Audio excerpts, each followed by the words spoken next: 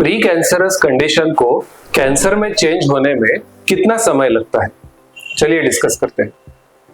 नमस्ते, मैं doctor Aditya Kulkarni, gastro and cancer specialist, OSS clinic Pune में प्रैक्टिस करता हूँ और मेरा एरिया ऑफ इंटरेस्ट है पेट में पाए जाने वाले डाइजेस्टिव सिस्टम के कैंसर्स और उसकी robotic and laparoscopic surgical treatment. आज हम डिस्कस करेंगे प्री कैंसरस कंडीशंस के बारे में।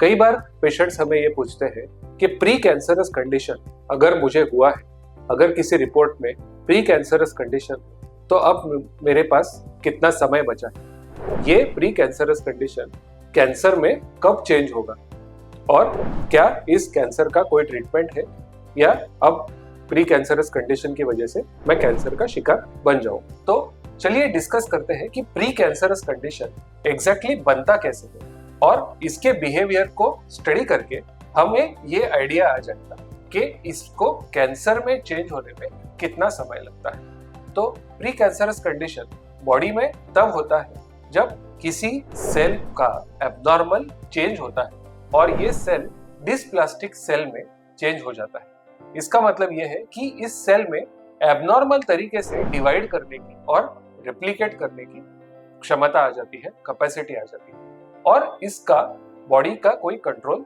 इसके ऊपर नहीं रहता। तो यह सेल धीरे धीरे बढ़ जाता है और एक एब्नॉर्मल सेल का कलेक्शन बन जाता है और over a period of time in cells में म्यूटेशन बनते जाते हैं और फाइनली इसका कैंसर में चेंज हो जाता है।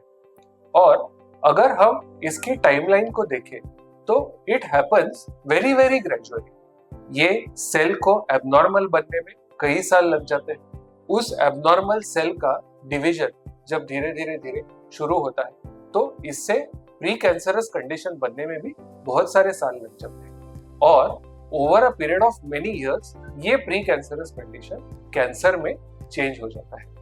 तो अगर हम इसकी टाइमलाइन को देखें तो ये एक दिन, 2 दिन या एक हफ्ता या इवन एक साल की बात नहीं।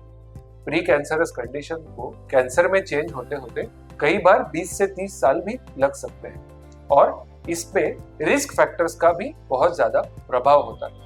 फॉर एग्जाम्पल, अगर किसी व्यक्ति को लिवर में कोई सेल है जो एब्नॉर्मल है और ये व्यक्ति अल्कोहल का ज्यादा मात्रा में सेवन कर रहे हैं और अगर अल्कोहल का सेवन कंटिन्यूअसली ज्यादा मात्रा में किया जाता है तो इस सेल के ऊपर कंटिन्यूअसली उस रिस्क फैक्टर का इफेक्ट आ रहा है वर्सेस कोई दूसरी व्यक्ति जो अल्कोहल नहीं ले और सिमिलर प्री कैंसरस कंडीशन है।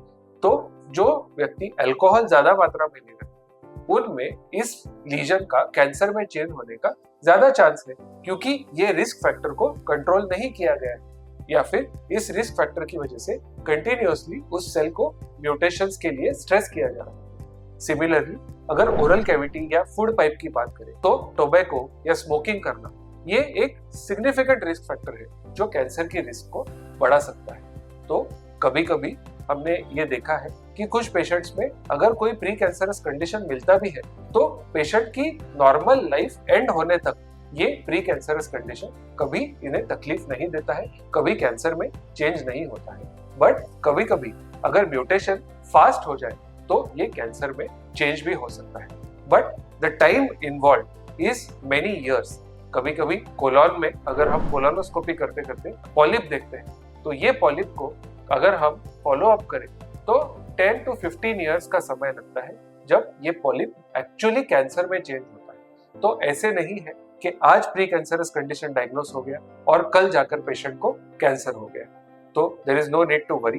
बट प्री कैंसरस कंडीशन अगर डिटेक्ट होता है तब इसे रेगुलर चेकअप्स करते रहना चाहिए, रिस्क फैक्टर्स को कंट्रोल करना चाहिए और इस कंडीशन को अगर हम उस एरिया को ट्रीटमेंट करके कोई लेजर से या कोई सर्जरी करके अगर उसको रिमूव कर सकते हैं तो इसका ट्रीटमेंट पूरी तरह से कंप्लीट भी किया जा सकता है। अगर आपको इस बारे में कोई और जानकारी चाहिए, कोई ओपिनियन चाहिए, you can always contact me. I will try to help you. Thank you very much.